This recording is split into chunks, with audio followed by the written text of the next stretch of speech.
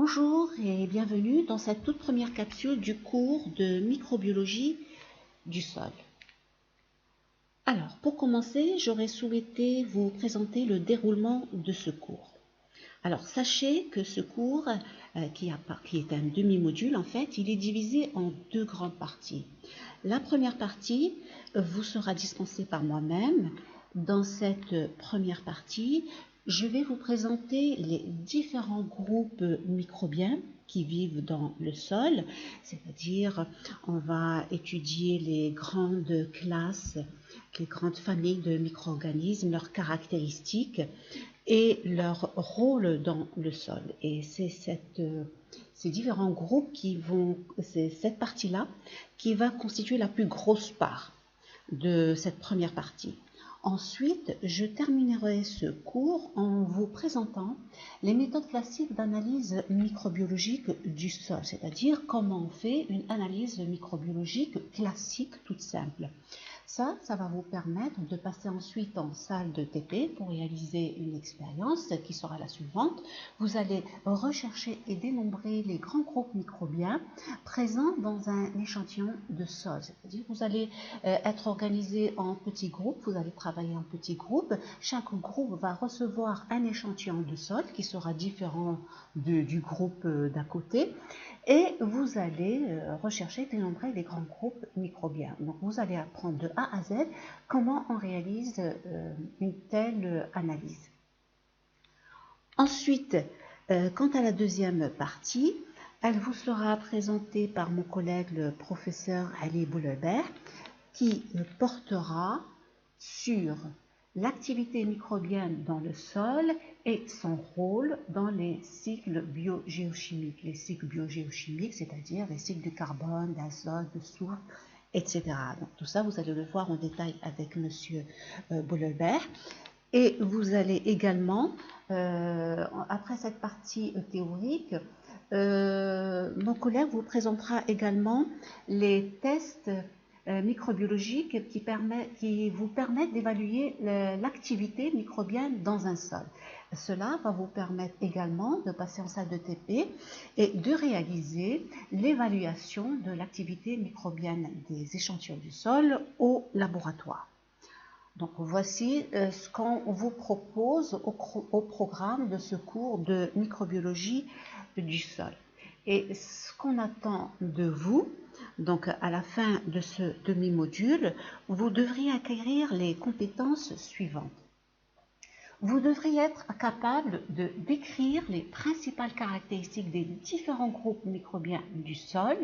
C'est ce qu'on va voir dans ma première partie, leur type trophique. Donc, vous allez savoir ce que c'est. Peut-être que certains d'entre vous ont déjà étudié ça, ce que c'est que les types trophiques des micro-organismes. Pour ceux qui ne l'ont pas fait, c'est pas grave, on reverra ça brièvement, on fera des petits rappels. Et après chaque groupe microbien qui sera présenté et décrit, on expliquera leur rôle dans le sol. Et ça, vous devriez être capable de le faire à l'issue de ce cours. Ensuite, vous devriez être capable de décrire les grands cycles biogéochimiques microbiens en détail. Vous devriez être capable de reproduire ces cycles biogéochimiques. Et techniquement, au laboratoire, vous devriez être capable de rechercher, de dénombrer les différents groupes microbiens dans un échantillon de sol. Et une fois les résultats obtenus, vous devriez être capable d'interpréter ces résultats pour interpréter et analyser et tirer une conclusion. Est-ce que c'est un sol actif? Est-ce que c'est un bon sol fertile ou pas? Vous devriez être également capable d'évaluer l'activité microbienne également d'un échantillon de sol et savoir interpréter les résultats. Et bien entendu, tout ça sera reporté sur un rapport. Vous devrez être capable également de rédiger un rapport de votre activité expérimentale. Ça, c'est très important. Ça va vous préparer pour le stage que vous irez effectuer durant la deuxième partie du deuxième semestre. Donc, ça va vous permettre de vous préparer à la rédaction d'un rapport. Alors, après cette présentation du demi-module de microbiologie du sol, nous allons sans plus tarder entamer cette première partie. Alors, il faut savoir que le sol, dont il sera question pendant toute la durée de ce cours, ce n'est pas un simple support inerte sur lequel on marche et on piétine toute la journée. Ce n'est pas un support de plantes constitué uniquement de roches, de pierres et de particules minérales, et sur lequel on observe à l'œil nu des débris organiques morts tels que ces débris végétaux.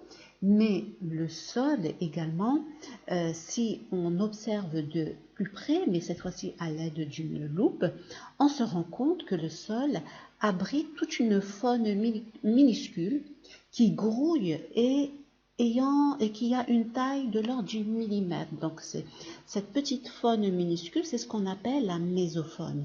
Elle est constituée d'insectes, d'acariens, de collemboles, de vers de terre, etc. Donc tout un monde qui appartient au règne animal. Mais elle est toute minuscule, il faut vraiment voir de près. Mais à côté de cette mésofaune, il existe un autre monde d'organismes vivants. Ce monde, il est invisible et silencieux, mais qui en nombre et en quantité est beaucoup plus important que ce monde de la mésofaune. C'est le monde microbien qui n'est visible qu'au microscope, tellement minuscule qu'on ne peut l'observer qu'au microscope. Donc tous les organismes vivants observables qu'au microscope, c'est ce qu'on appelle le monde microbien, ce sont des micro-organismes. Et je vous disais que ce monde microbien est en nombre beaucoup plus important que la mésofaune ou la microfaune, ou la mésofaune, pardon, pour que vous ayez une idée, sachez que 1 gramme de sol peut renfermer jusqu'à 1 milliard de micro-organismes. 1 milliard de micro-organismes par gramme, je dis bien par gramme de sol, ce qui est énorme. Et cette vie foisonnante fait du sol un milieu vivant. C'est grâce à ce monde microbien que le sol vit, le sol respire.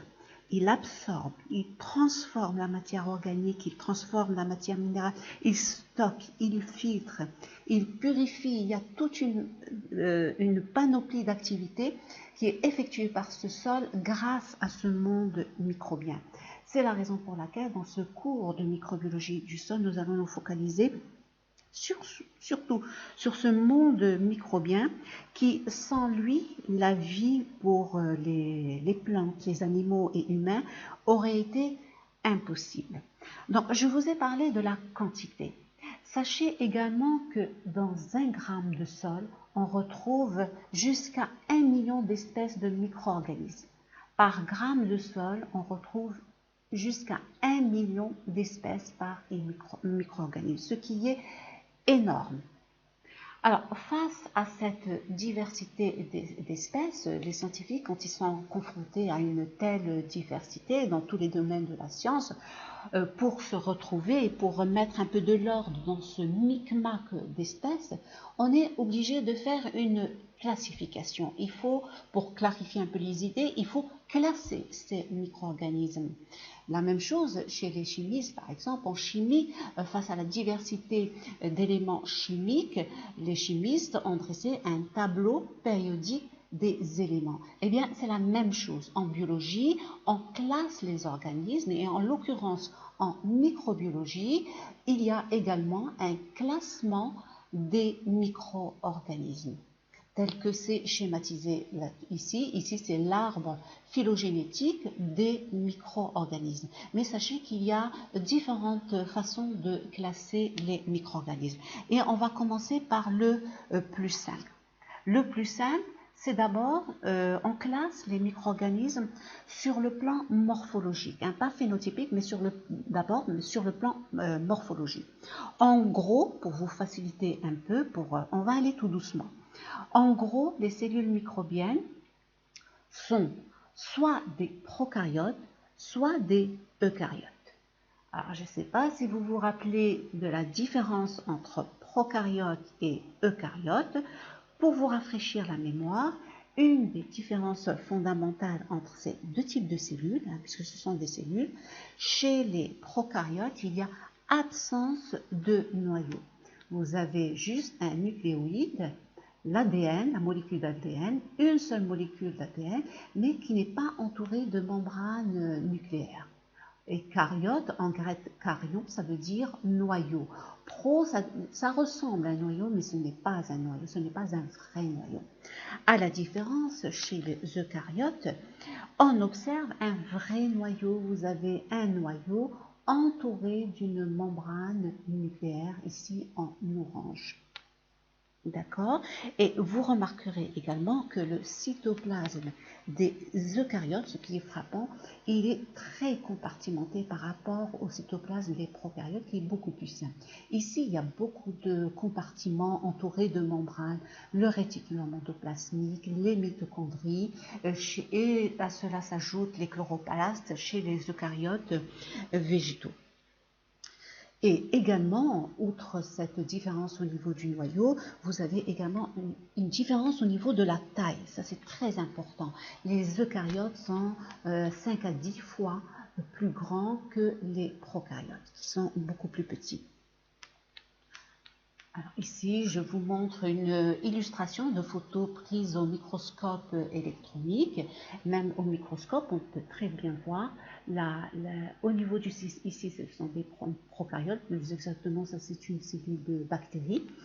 Vous n'avez pas de noyau, vous avez un ADN qui est diffus dans tout le cytoplasme, et un seul ADN qui est circulaire. Et apparemment, donc ici c'est une coupe transversale, ça c'est une coupe longitudinale. Et apparemment ici la cellule, ici vous avez une échelle, mais ici elle paraît longue parce que c'est une cellule qui est en phase de division. À peu près la cellule fait à peu près la moitié de tout cet ensemble. Et ici, vous remarquerez, on voit tout de suite que c'est une cellule d'eucaryote avec la membrane nucléaire et on reconnaît les mitochondries et elle est très compartimentée par rapport aux cellules prokaryotes où le cytoplasme est nettement plus simple. Et de manière générale, alors les prokaryotes, ce sont les bactéries et les archées. On va voir ce que c'est. Les eucaryotes, alors ici les eucaryotes, c'est les eucaryotes microscopiques. J'entends les eucaryotes microscopiques qui appartiennent au monde microbien et qu'on appelle également les protistes. Tout ce qui est prokaryotes et eucaryotes microscopiques, c'est le monde des protistes. Alors ces eucaryotes, ces protistes qui sont eucaryotes, ce sont les mycètes, c'est-à-dire les champignons microscopiques. Vous avez les microalgues, donc ce sont des protistes, mais on les classe également parmi les végétaux. Vous avez certainement étudié les microalgues en biologie végétale. Et vous avez également les protozoaires, ce sont des protistes, mais qui appartiennent au règne animal. C'est la raison pour laquelle, dans ce cours, je vais surtout insister sur les prokaryotes, bactéries et archées, et les mycètes, les microalgues, vous avez déjà vu ça en biologie végétale, donc je serai beaucoup plus brève qu'avec les prokaryotes, ainsi que les protozoaires que vous avez vus en biologie animale. Mais je vous expliquerai brièvement les principales caractéristiques à retenir et surtout le rôle. Je vous expliquerai le rôle de chaque groupe microbien dans le sol. Donc voici, c'est ce qui va caractériser en fait chaque groupe microbien. Ça sera un chapitre.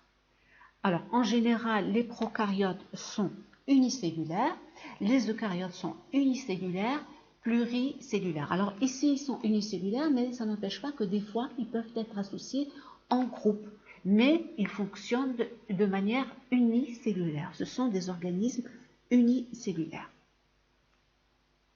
Alors, pour avoir une idée de la différence entre les bactéries et les archées, parce qu'il est intéressant, j'aimerais vous raconter la petite histoire des archées, de leur découverte. Alors, les bactéries et les archées, on vient de le voir, ce sont tous les deux des prokaryotes. Ils sont morphologiquement identiques. Il n'y a pas de différence morphologiquement entre les bactéries et les archées. Alors, ils sont si identiques qu'autrefois, quand les archées ont été découverts, En fait, ils n'ont été découverts que récemment, donc dans les années 70. Ils ont été, donc ce sont les organismes vivants les plus récents qu'on a découverts parmi le monde microbien. Alors, les archées ont été découverts pendant les années 70, mais à ce moment-là, on les avait appelés les archéobactéries. Archéo, pourquoi archéo? Parce que à cette époque-là, on pensait que c'était des bactéries archaïques, c'est-à-dire anciennes. On avait pensé que c'était les ancêtres des bactéries. C'est la raison pour laquelle on les avait appelés des archéobactéries. Et pourquoi cela? Pourquoi on a pensé que c'était des bactéries très vieilles, très anciennes, qui sont apparues sur la planète Terre bien avant les bactéries?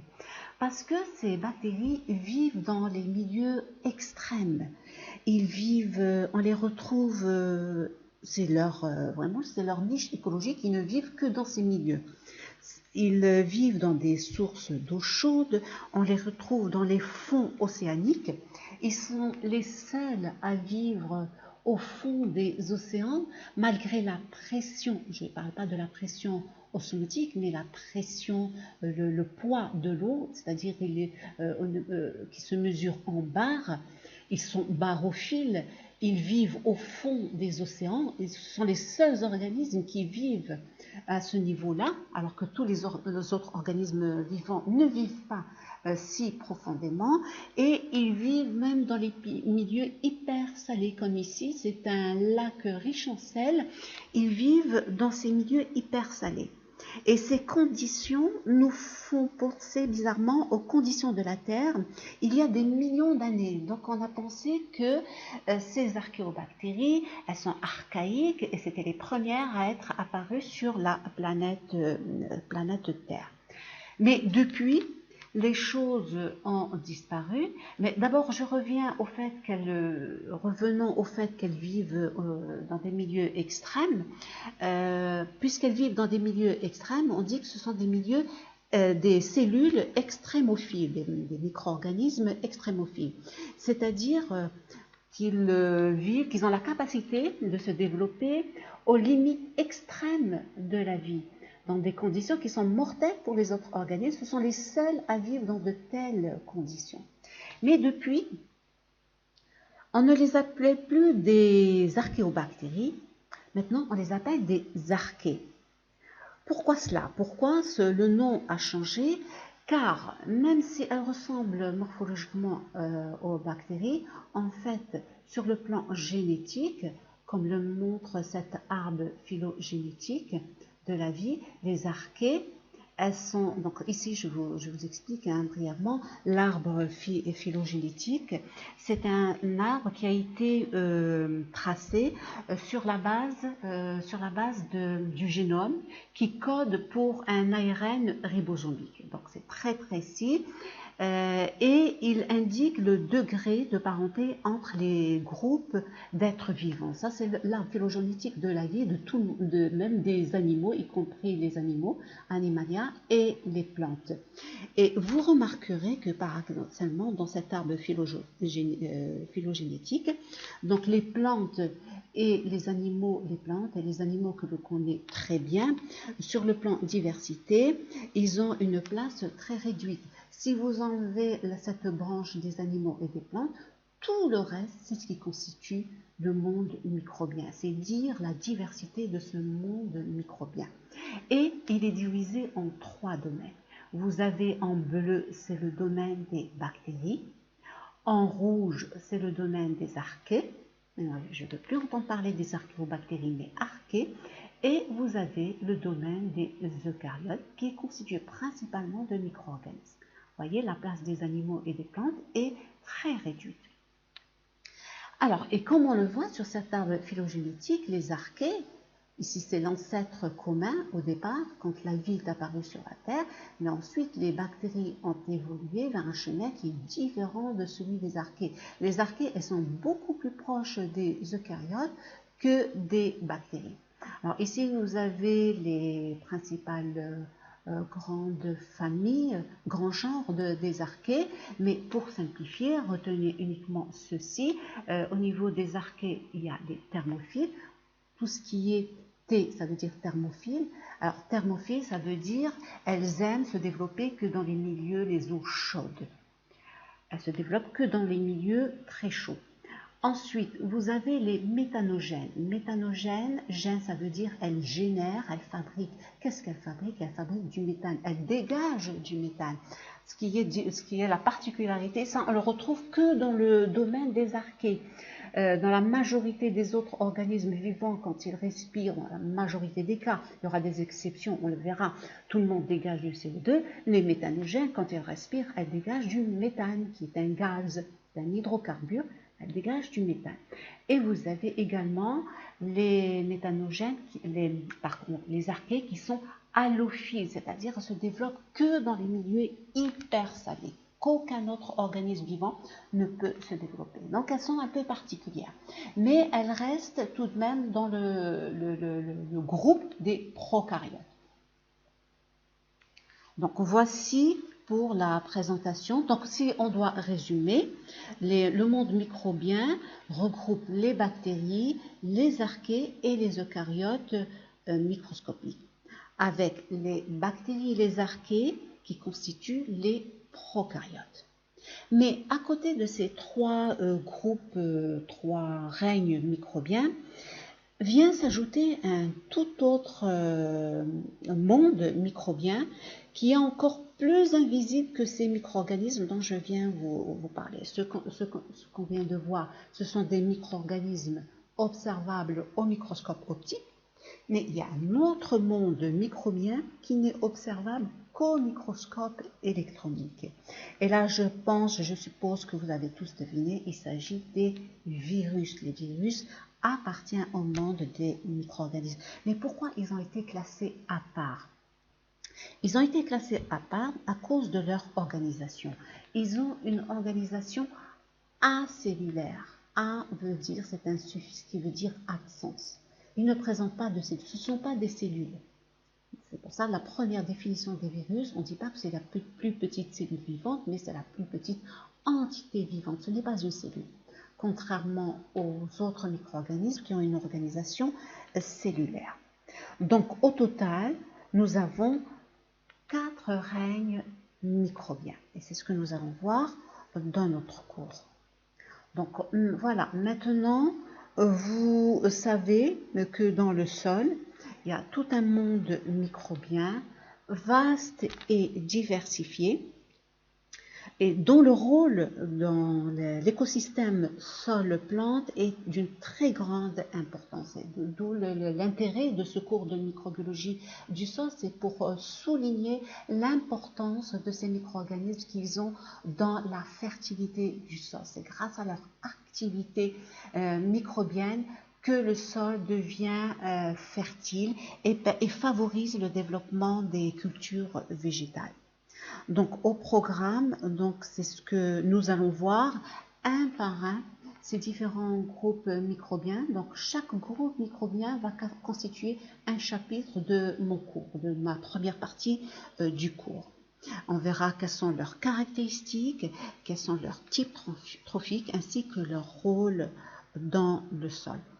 Alors au programme, donc cette capsule qui était une introduction au cours de microbiologie est terminée, et dans la prochaine vidéo, nous allons entamer, en chapitre 1, nous allons entamer le monde des virus. Et je vous remercie.